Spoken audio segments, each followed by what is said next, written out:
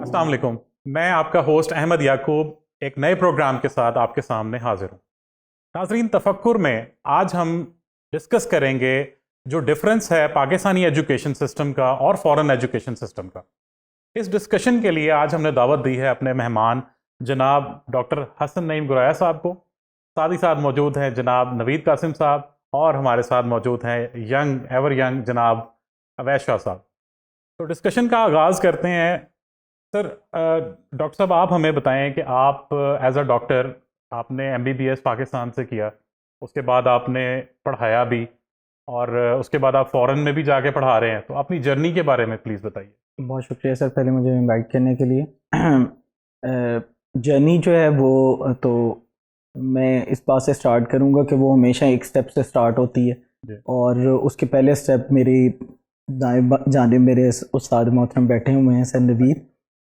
इनसे वो जब मैं बहुत छोटा था, जब मैंने हिफ़्ज़ किया था तो उसके बाद स्टार्ट हो गई थी मुझे लगता है डॉक्टर बनने की जर्नी।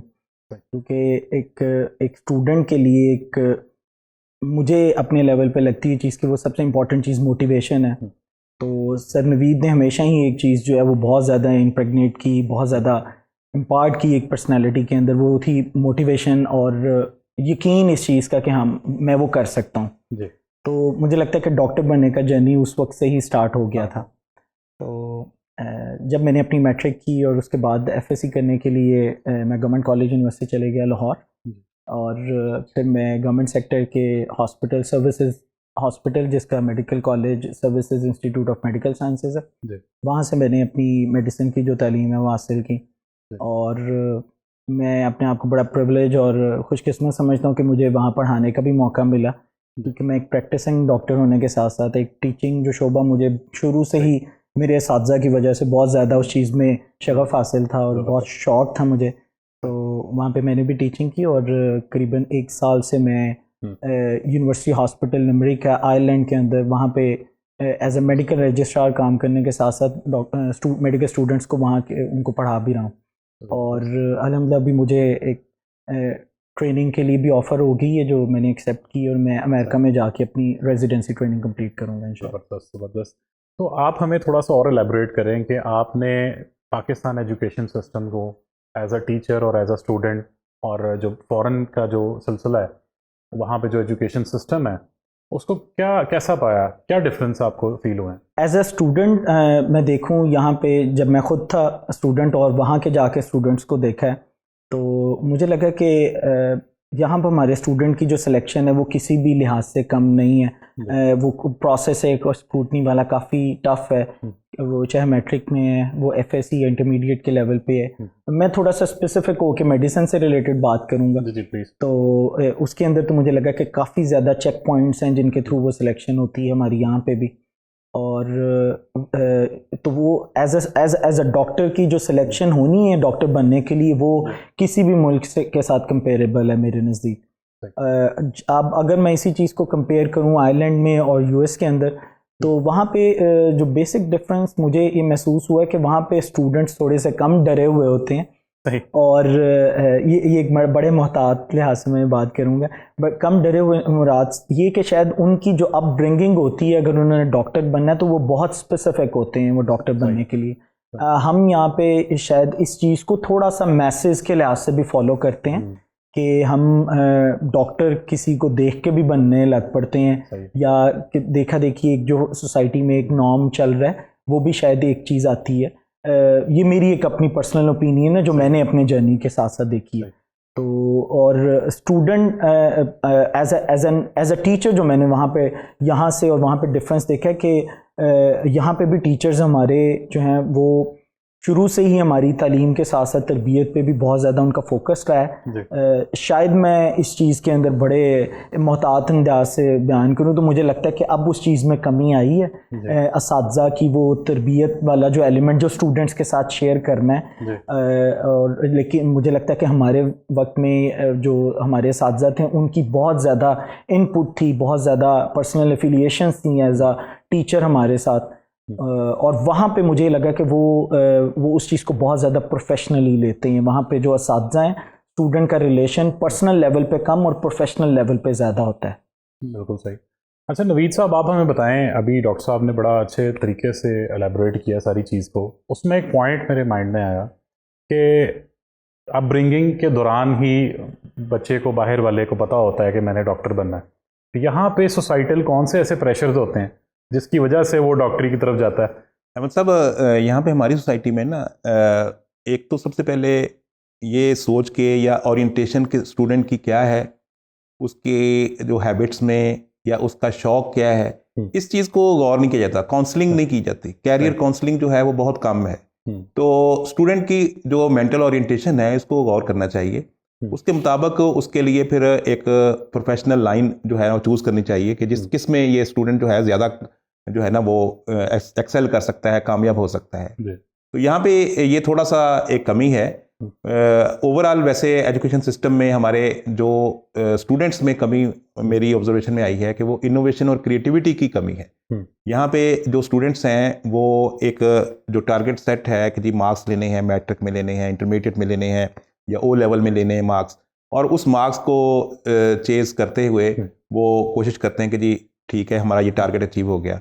लेकिन जो एक पर्सनैलिटी की ग्रूमिंग है, जो ओवरऑल एज अ जैसे कहते हैं कि एक अच्छा इंसान बनना, perfect match for the perfect human being बनना, उसमें और एथिक्स का, मैनर्स का ख्याल रखना, वो तरबियत करना जिसका, उसके लिए जो है ना वो हमारा जो हमारी बुक्स हैं या हमारे टीचर्स हैं वो उसके ऊपर फोकस कुछ कम है। तो हमारे ये है कि एक दो तीन चीज़ों को ज़रा हाईलाइट करना ज़रूरी है कि एक तरबियत को, दूसरा ये है कि इनोवेशन और क्रिएटिविटी को जो है ना वो ज़रूर इंपॉर्टेंस देनी चाहिए स्टूडेंट्स में, ये आगे जो है वो बढ़े। बिल्कुल सही।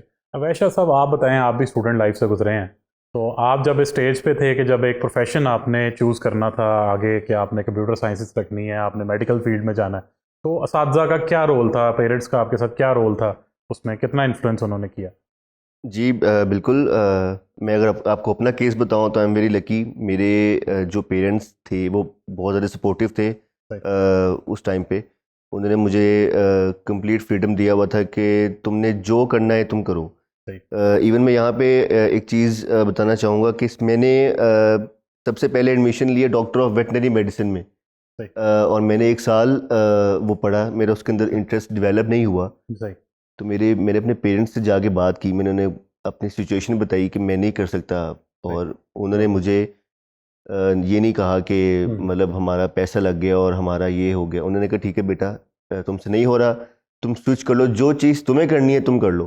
तो मैं समझता हूँ कि पेरेंट्स जो हैं इस मामले में थोड़ा ब्रॉड वे रखें बच्चों के साथ कि उनके बच्चों ने एक्चुअल में करना क्या है। जिस तरह सर ने बहुत अच्छी बात की कैरियर काउंसलिंग की, कि हमारे यहाँ कैरियर काउंसलिंग नहीं है। हमारे यहाँ यही है कि जो चलता आ रहा है वही चलता आ रहा है, कि अगर किसी ने कुछ किया है और अगर वो एक हैंडसम अर्निंग कर रहा है तो हमारा फोकस उस फील्ड की तरफ नहीं है, उसकी अर्निंग की तरफ है आजकल की जो सिचुएशन है। तो हमें अपना नहीं पता कि हम एक्चुअल में करना क्या चाहते हैं। जिस दिन हमें ये पता चल जाएगा कि हम एक्चुअल में हमारा एक्चुअल इंटरेस्ट क्या है, तो उस दिन मैं समझता हूँ कि हमारे बहुत ज़्यादा इश्यूज जो हैं वो कम हो जाएंगे। अच्छा डॉक्टर साहब, आप हमें ये बताएं कि what is the difference between an educated student और a civilised student? Sir, being educated जहाँ तक मैं उसे डिफ़ाइन करता हूँ तो वो तो यही है कि आपने कितनी ज़्यादा तालीम हासिल की हुई है, कितनी आपके पास क्वालिफ़िकेशंस और डिग्री है। और सिविलाइज्ड एक होल सॉर्ट डिफरेंट चीज़ है, उसको उसके अंदर एक ह्यूमैनिटी फैक्टर आ जाता है, इमोशनल फैक्टर है, और वो मुझे लगता है कि यही वो जगह है कि जहाँ पे मैं बहुत ज़्यादा एफर्ट अपनी अब कर रहा हूँ कि इस चीज़ को बहुत ज़्यादा बेहतर तरीके से सीखूँ। क्योंकि मेडिसिन की स्टडी इटसेल्फ इतनी एक्सटर्नस है कि उसके अंदर पढ़ने में तो कोई फ़र्क नहीं है, वो तो सभी डॉक्टर्स को पढ़ना पड़ता है, कोई शक, किसी भी दूसरे कंपेरेबल शोबे के साथ कोई शक नहीं। लेकिन जो सिविलाइज्ड होना, वो मुझे लगता है कि एक इवोल्यूशन वाला प्रोसेस है। उसके अंदर सबसे पहली सीढ़ी आपकी वालिदैन है, मुझे लगता है उसको आपको आपकी तरबियत करने में। और मैं समझता हूँ, गेम में अपने उस्ताद के साथ बैठा हुआ हूँ, तो मैं कभी भी इस मुकाम तक मेरे ख्याल से पहुँच नहीं सकता था कि अगर मेरे साथी जो है वो इस चीज़ की तरबियत जो है वो साथ साथ ना करते, तालीम के साथ साथ, तो आप पहुँच सकते। तो मैं एजुकेशन को शायद इस तरीके से डिफरेंशिएट कर सकता हूँ, being civilised and being educated. सही। तो इस खास जो आपको मैंने अभी क्वेश्चन किया, आपने उसका आंसर भी बड़ा अच्छा दिया है। आप कैसे कंपेयर करेंगे पाकिस्तानी स्टूडेंट्स को फॉरेन स्टूडेंट्स के साथ, खास तौर पर नेटिव फॉरेन स्टूडेंट्स? देखिए, मुझे लगता है कि अगर आप एजुकेशन की ही बात कर रहे हैं तो उसके अंदर तो वो एक बहुत बड़ा वास्ट और डिबेटेबल टॉपिक है कि हमारा एजुकेशन सिस्टम किस तरीके से चलता है और उनका कैसे चलता है। जैसे कि सर नवीद पहले ही ये बता चुके हैं कि हमारे यहाँ पे इनोवेशन और क्रिएटिविटी के जो है ना वो एक बहुत ज़्यादा गैप मुझे भी महसूस हुआ है। मैं जो ही अपने मेडिसिन में आगे ग्रो करने लग पड़ा और मुझे वहाँ पे अब्रॉड में काफ़ी ज़्यादा फॉरेन एग्ज़ाम्स देने थे, तो मुझे इस चीज़ के बारे में रियलाइज़ हुआ बहुत ज़्यादा। मैं अपने आपके क्वेश्चन से रिलेटेड जो अगर स्पेसिफिक आंसर दूँ तो वो है रिसर्च से रिलेटेड। मुझे यहाँ पे एक बहुत ज़्यादा बड़ा गैप नज़र आता है अपने एजुकेशन सिस्टम में, रिसर्च का, इनोवेशन का। और वही फॉरेन कंट्रीज़ के अंदर, मैं आयरलैंड में और यूएस के अंदर मैंने काम जो किया, वहाँ के लोग आउट ऑफ द बॉक्स बहुत ज़्यादा देखते हैं। वो like with in the box, जैसे हम लोगों को शायद थोड़ा सा क्रैमिंग सिस्टम के साथ जो है रिलेट किया गया हुआ है, और हमें एक मार्क्स के साथ बहुत ज़्यादा टैग कर दिया गया हुआ है कि हमें इतने मार्क्स लेने हैं। ये बिल्कुल नहीं है कि वहाँ वाले भी स्टूडेंट्स को मार्क्स के साथ नहीं टैग किया जाता, लेकिन हम बहुत ज़्यादा टैग हैं कि हमारा उसके बगैर गुजारा नहीं है। तो नवीद साहब, ये जो सिस्टम है, हमारा एजुकेशन सिस्टम है, ख़ास तौर पे अब मेडिकल फील्ड की बात हो रही है, तो एक बच्चा जो MBBS करना चाहता है और वो एंट्री टेस्ट के अंदर एक उससे टेस्ट से गुजरता है और बड़ा हार्श, वो कह लें कि बड़ी टफ सिचुएशन में होता है, तो इस हवाले से आप क्या कहेंगे? क्या वो मेंटल प्रेशर्स होने चाहिए, अननेसेसरी हैं या जस्टिफाइड है? अहमद साहब, मेरे ख्याल में गवर्नमेंट लेवल पे थोड़ी सी चीज़ों को रीडिज़ाइन करना ज़रूरी है। जब एक एग्ज़ाम सिस्टम है, आप लोगों का बनाया हुआ ही FSC का एक एग्ज़ाम सिस्टम है, उसको इतना रिफाइन कर लें कि आपको एंट्री टेस्ट ना लेना पड़े, बिल्कुल, और इसी तरह कोई और बार बार टेस्ट ना लेने पड़े, उसको पार्ट उसका बना लें। तो मेरा ख्याल है कि जो स्टूडेंट्स पे प्रेशर होता है, फ्रीक्वेंट प्रेशर होता है, और वो उस प्रेशर में कई बार एंजाइटी का, डिप्रेशन का, स्ट्रेस का शिकार हो जाते हैं।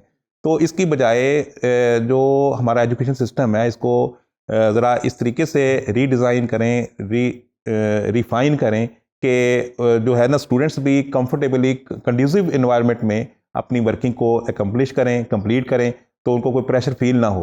तो यहाँ पे बहुत सारी चीज़ें, मेरे ख्याल में ये एक गैप है कि जी एग्ज़ाम का सिस्टम जो है ना हमारा बहुत ज़्यादा उतना जो हमारा होना चाहिए, इंटरनेशनल स्टैंडर्ड पे होना चाहिए, वो शायद उसकी ज़रूरत है कि उसको दोबारा रीडिज़ाइन करें।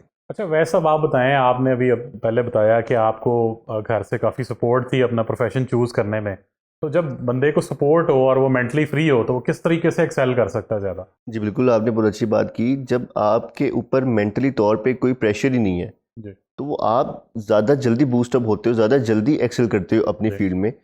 आपके ऊपर उस तरीके से प्रेशर नहीं होता है जिस तरह किसी कंपैरेटिवली किसी और स्टूडेंट पे प्रेशर होता है। ये बहुत इसमें एक और चीज़ ये भी है कि जब तक इंडिविजुअल का इंटरेस्ट नहीं पैदा होगा किसी चीज़ में, वो कभी भी एक्सेल नहीं कर पाएगा। इवन डॉक्टर साहब हैं, डॉक्टर साहब का इंटरेस्ट है, डॉक्टर साहब एक्सेल कर रहे हैं। बहुत सारे ऐसे डॉक्टर्स होंगे जो शायद उस स्पीड से ना एक्सेल ना कर पा रहे हों, या हमारी एग्रीकल्चर फील्ड में बहुत सारे ऐसे स्टूडेंट्स होंगे जो उस स्पीड से एक्सेल नहीं कर पा रहे, जो उसके वो काम नहीं कर रहे अपनी फील्ड से रिलेटेड, बट कोई और काम कर रहे हैं, कोई बिजनेस कर रहे हैं। जी। तो आप सबसे पहला जो है वो है कि आपका अपना इंडिविजुअल इंटरेस्ट। अगर आपका इंटरेस्ट है तो आपके लिए कोई लिमिट नहीं है अपनी फील्ड में, तो आपका इंटरेस्ट सबसे बड़ी चीज़ है। सही।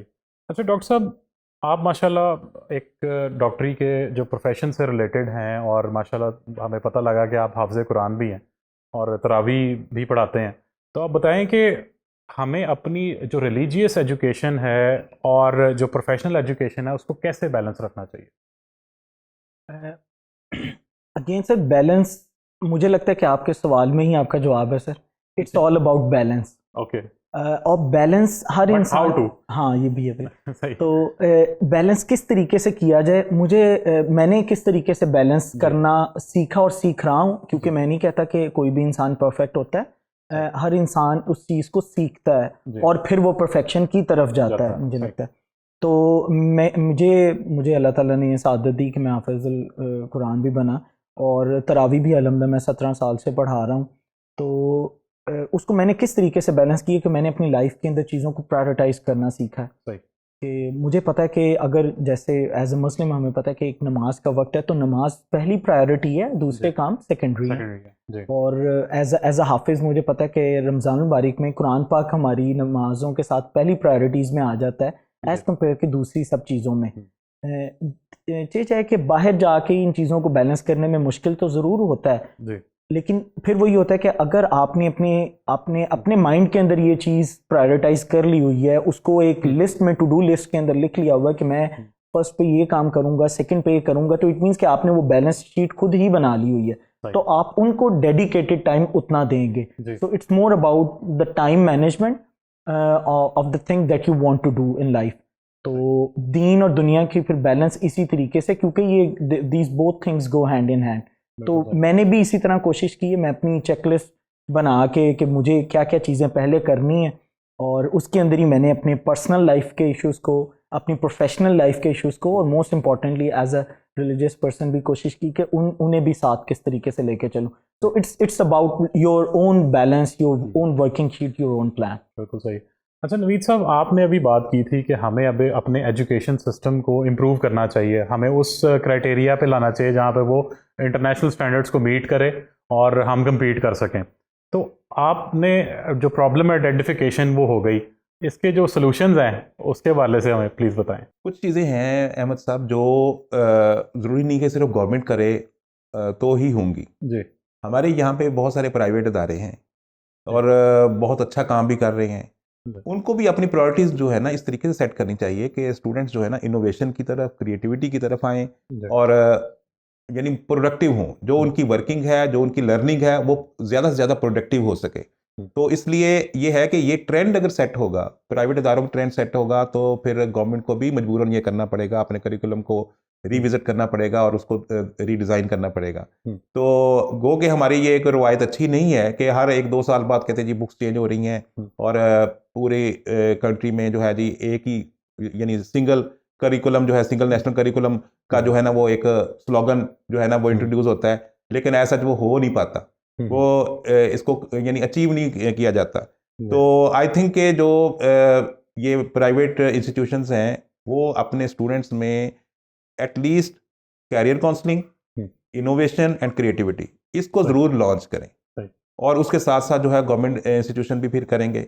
और इसके साथ जैसे कि बहुत अच्छी मतलब कि एक आई फील प्राउड दैट कि मेरे स्टूडेंट जो हैं हसन, डॉक्टर हसन, ये इन्होंने माशाल्लाह बड़ा ज़बरदस्त जो है वो बैलेंस रखा है कि अपने दीन को भी साथ लेकर चलना है। स्टूडेंट्स जो कहते हैं जी मैं जो है मैं तो एडवोकेसी कर रहा हूँ, मैं इंजीनियर बन रहा हूँ, मैं हिफ्ज़ कैसे कर सकता हूँ, मैं कुरान पाक की ट्रांसलेशन कैसे पढ़ सकता हूँ, मेरे पास तो टाइम ही नहीं होता। तो ये हमारे पास जिंदा मिसाल है और इनसे मेरा ख्याल है कि इस लेवल में जो आप स्टूडेंट्स हैं उनके लिए एक बहुत अच्छी एग्जांपल है कि ये इन्होंने दोनों में एक्सेल किया है और माशाल्लाह साथ लेकर चल रहे हैं। ऐसा कुछ मसला नहीं है, अल्लाह ताला ने इंसान में इतनी पोटेंशियल रखी है कि वो दुनिया फतह कर सकता है अगर वो सोच ले, अगर वो मिशन बना ले। तो स्टूडेंट्स को जो है थोड़ी सी कंफर्ट जोन से ज़रा बाहर आके चीज़ों को देखना चाहिए। अपनी जो एक रूटीन की कंफर्ट जोन है लोग स्टूडेंट्स ने बनाई हुई है या सोशल मीडिया में एडिक्ट हो गए हैं या और चीज़ों में एडिक्ट हो गए हैं, तो उसको पॉजिटिविटी की तरफ लेकर आए तो मेरा ख्याल है कि वो चेंजेस जो है वो आ जाएंगी, हम भी इंटरनेशनल स्टैंडर्ड को मीट कर पाएंगे इंशाल्लाह। सही।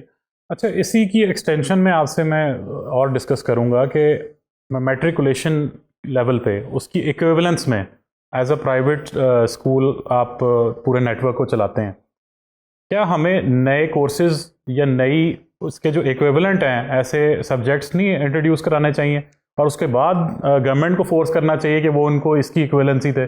जैसा कि एक एग्जांपल आपको देता हूँ, लम्स है, वो HEC को मानता ही नहीं है, वो अपने आप को उससे बहुत ऊपर का स्टैंडर्ड समझता है और जो कंप्लायंस की जो डिटेल्स अब वो करवाना चाह रहे हैं इम्प्लीमेंट, वो उन्होंने 10-15 साल पहले की हुई हैं। तो क्या इस तरह का सिस्टम, क्या इनिशिएटिव जो है वो प्राइवेट स्कूल्स को नहीं लेना चाहिए? डेफिनेटली ये बहुत ज़रूरी है, वाइटल है। आगे अगर इन फ्यूचर आपने सर्वाइव करना है तो उसके लिए ये बहुत इंपॉर्टेंट है कि आप स्किल बेस्ड एजुकेट करें। आप जो है वो स्टूडेंट्स को सिंपल जो है करिकुलम सिलेबस जो है वो रीडिंग की हद तक ना रखें, प्रैक्टिकल में लेकर आए और स्किल्स जो है इम्पार्ट करें, उनकी जो ग्रूमिंग है उनका। अब देखें, आपने गौर किया होगा कि एक फादर है जिसके 3 4 5 बच्चे हैं माशाल्लाह, वो मैट्रिक से आगे इंटर में आते हैं, यूनिवर्सिटी में आते हैं, सब एजुकेशन हासिल कर रहे हैं। हमारे जो हालात चल रहे हैं, जो हमारा इन्फ्लेशन रेट चल रहा है, तो एक फादर जो है वो आजकल मेडिकल की एजुकेशन या यूनिवर्सिटी की एजुकेशन 3 4 बच्चों के लिए अफोर्ड नहीं कर सकता। तो ये गवर्नमेंट लेवल पे सोचने की ज़रूरत है या अदारों के मालकान को सोचने की ज़रूरत है कि हम क्या चीज़ लाएं, कि क्या चीज़ करें कि अब स्टूडेंट्स जो हैं मैट्रिक के बाद उनकी स्किल्स कुछ ऐसी स्ट्रांग हो जाए कि वो अपनी ऑनलाइन अर्निंग की तरफ आ सकें या कुछ अपनी कम से कम सेल्फ सफिशिएंट हो सकें। आफ्टर मैट्रिक या आफ्टर इंटरमीडिएट यूनिवर्सिटी पहुंचने तक सेल्फ सफिशिएंट होना कुछ ज़रूरी है। तो फिर ये है कि आज का बहुत सारी परसेंटेज ऐसी है कि जो अपने बच्चों को जो है ना वो मेडिकल की एजुकेशन नहीं दे सकती, यूनिवर्सिटी की एजुकेशन नहीं दे सकती, जितनी कॉस्टली हो गई है।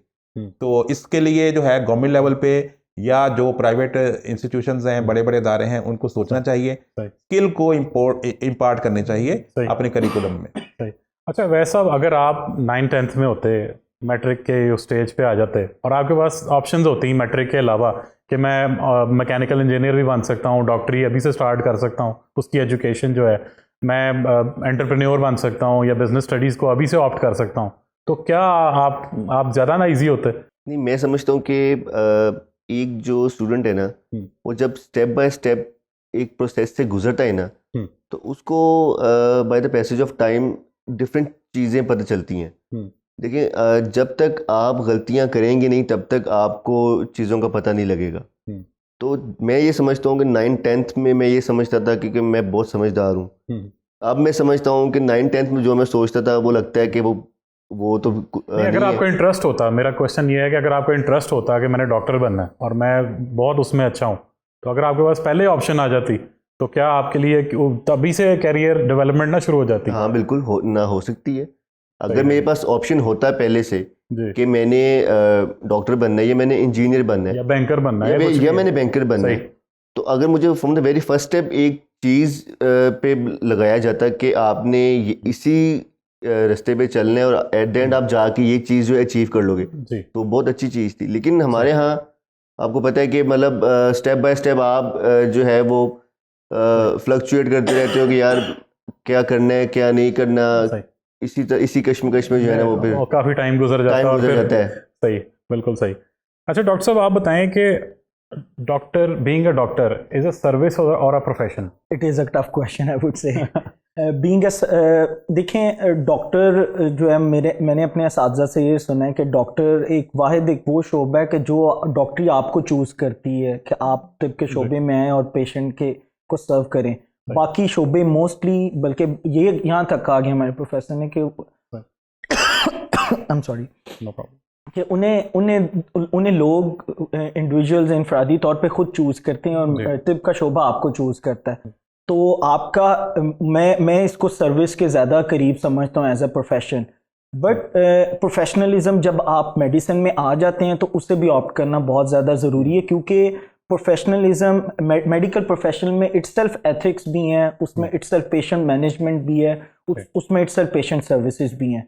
तो आई होप कि मैं उसे समराइज कर पाया हूँ। बट ये कि ऑब्वियसली आप मशीन से डील तो नहीं कर रहे ना, आप एक इंसान से डील कर रहे हैं, बल्कि वो मुसीबत में है, मुश्किल में है। एग्जैक्टली, तो आप वाली ही बात कि हम इंसान से डील कर रहे हैं, तो उसको आप बिल्कुल रोबोटिक वे के थ्रू डील ही नहीं कर सकते। उसको आपको इमोशनली, एम्पैथिकली डील करना है। हमारे मेडिसिन में एक टर्म इस्तेमाल होती है एम्पैथी, वो सिंपैथी से बहुत डिफरेंट है। एम्पैथी को इस तरह डिफाइन किया जाता है कि हम किसी भी शख्स को, या अगर हम अपने पेशेंट से बात करें तो अपने आप को उसकी जगह पर रख के देखते हैं कि वो किस लम्हे से गुजरा है, किस अजियत से गुजरा है, तो हम उसको एज अ प्रोफेशनल उसके अकॉर्डिंगली काउंसल करते हैं और उसके अकॉर्डिंगली सर्विसेज देते हैं और उसे गाइड करते हैं कि किस तरीके से वो इस मुसीबत से या आजमाइश से निकल सकता है।